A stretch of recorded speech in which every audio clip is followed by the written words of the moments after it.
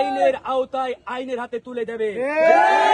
স্পষ্ট করে বলতে চাই, এই আউয়াল কমিশন 5 আগস্টের পরে যতগুলো সিদ্ধান্ত নিয়েছে, যতগুলো নথিতে স্বাক্ষর করেছে, প্রত্যেকটা নথি, প্রত্যেকটা সিদ্ধান্ত অবৈধ। এই স্বাধীন বাংলাদেশে খুনি হাসিনার দোসর, কোন অবৈধ সরকারের দোসর আর কোন সরকারি দলিলে স্বাক্ষর করার এখতিয়ার রাখেন না।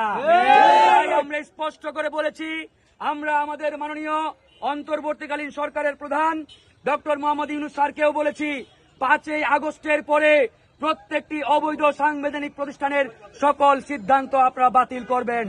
তারা আমাদের এই প্রস্তাবটি গুরুত্ব সহকারে নিয়েছেন এবং তারা বলেছেন আমরা এটি গুরুত্ব সহকারেই দেখব।